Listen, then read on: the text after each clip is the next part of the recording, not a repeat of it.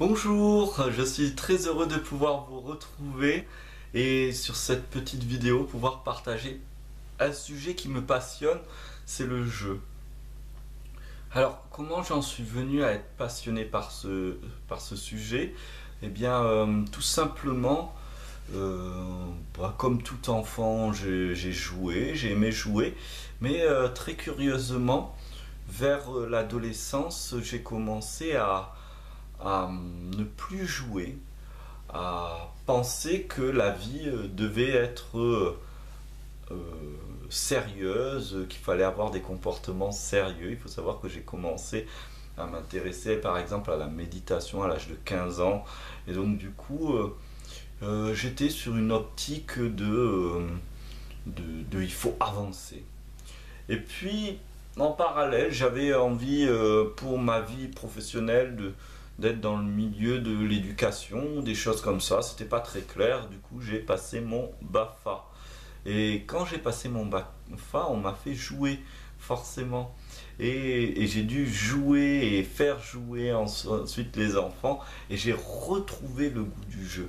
J'ai eu l'impression, quand j'ai retrouvé le goût du jeu, vers 17 ans, eh bien que ça faisait une éternité que j'avais perdu ce goût du jeu, ou alors même quand je jouais, je cherchais une autre raison que le simple plaisir de jouer.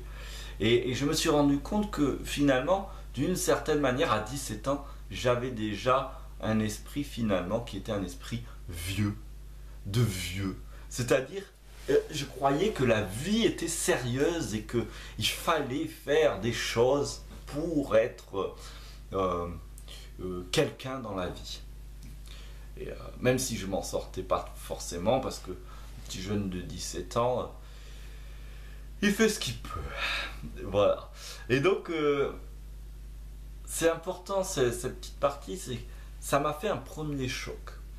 Et du coup, bon, je suis rentré dans le milieu de l'animation. J'ai progressivement abandonné mes études pendant un certain nombre d'années parce que je me suis passionné de l'animation. Je me suis régalé d'être avec les gosses, avec des jeunes, pardon. Et donc, du coup, j'ai joué, j'ai rejoué. Je ne voulais pas forcément transmettre des choses, je voulais partager la vie.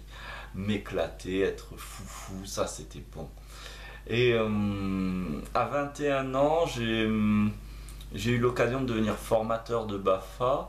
Donc du coup, il y avait un truc qui me plaisait, c'était l'apprentissage spontané, c'était l'apprentissage sans prof, sans enseignant. Est-ce qu'on peut apprendre sans qu'il y ait une référence? Voilà. Et donc en tant que formateur BAFA, ça m'a donné l'occasion très vite d'expérimenter en fait des approches d'apprentissage libre. Je me souviens d'un grand moment où j'étais en BAFA 3 et que j'ai proposé au groupe de stagiaires de faire un atelier menuiserie et d'aboutir sur des choses intéressantes. Donc je les ai amenés dans un dans un atelier de menuiserie. Il y avait des ciseaux à bois, il y avait des machines, il y avait du bois, il y avait tout ce qu'il faut, de la matière et du matériel. Et je leur ai dit voilà, la consigne est simple.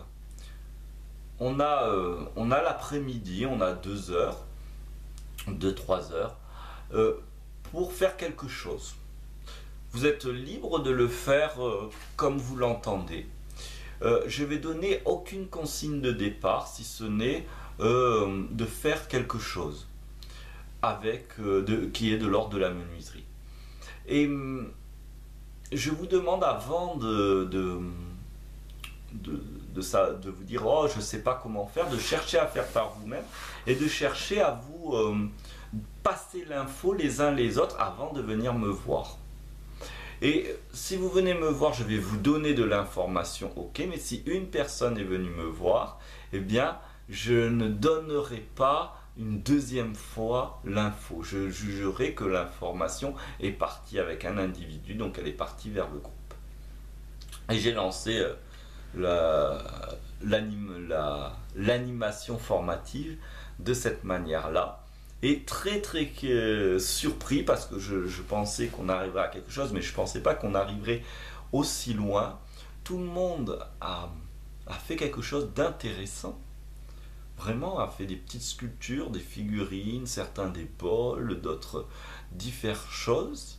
Tout le monde s'est éclaté et tout le monde, moi compris, a eu la surprise que on était capable de se prendre un temps de plaisir et d'en ressortir avec un objet qui avait, on va dire, de la gueule quand même. Alors, je vous dis pas que c'était de la grande menuiserie, mais pour des gens qui n'en avaient jamais fait ou très peu et qui n'avaient pas de personnes pour les soutenir, c'était juste le collectif à partir de ce qui sait, eh bien on a vraiment vu la possibilité de faire par soi-même, hein, d'apprendre par soi-même et le groupe sans référence hiérarchique. Ça, c'est un autre aspect qui m'avait touché. Le plaisir d'être ensemble, le plaisir de faire peut nous conduire à apprendre. Et à cette époque-là, je ne connaissais pas grand-chose de théorie autour du jeu. La bascule va vraiment se faire parce que cette expérience a été très très forte. J'ai continué à l'expérimenter avec les enfants, j'ai continué à l'expérimenter avec des maternelles. Je suis resté 5 ans avec les maternelles.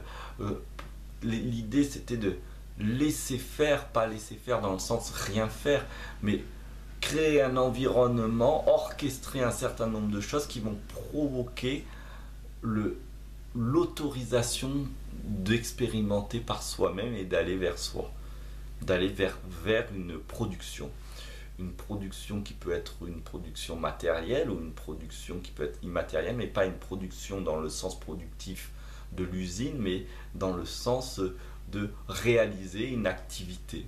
En fait, ça pouvait être un jeu de ballon, ça pouvait être une activité artistique ou créative, ça pouvait être quoi que ce soit, mais voilà, que l'élan puisse naître de l'acteur lui-même et pas d'une personne qui va dicter ce qu'il y a à faire.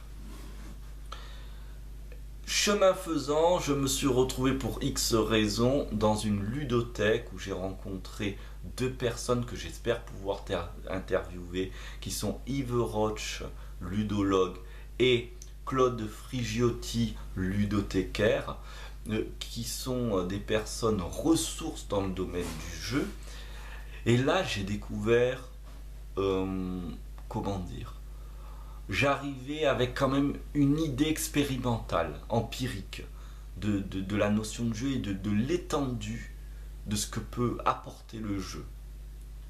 Eux, ils sont venus me donner des supports théoriques, de me montrer des preuves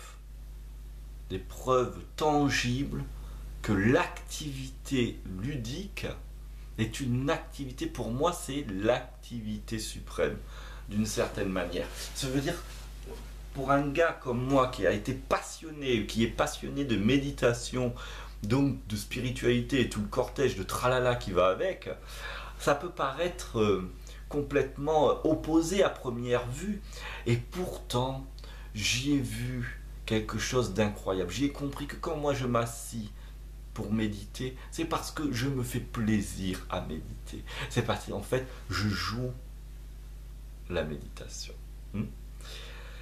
C'est ce qui fait que enfant, ce truc m'a cramponné et m'a permis de waouh, de m'éclater. Voilà. Alors, quel est, et c'est ça que je voudrais vous présenter, quel est le cadre qui fait que quelqu'un devient un joueur. C'est-à-dire, il est dans une activité et dans cette activité, il est dans l'état de joueur. Eh bien, c'est dans la série de petites vidéos que je vais vous présenter que je vais vous montrer le cadre. 4 items importants: le plaisir, la liberté, les règles et la gratuité. Je vais conclure cette vidéo en disant voilà. Je ne parlerai pas de jeu dans le sens les objets de jeu, c'est-à-dire les jouets ou le matériel support au jeu. Mais je vais vous parler du jeu JEU, c'est-à-dire l'état ludique, le fait d'être en état de joueur. Voilà ce qu'il va y avoir dans mes 4 vidéos. Je vous remercie et je vous retrouve très rapidement. Merci beaucoup.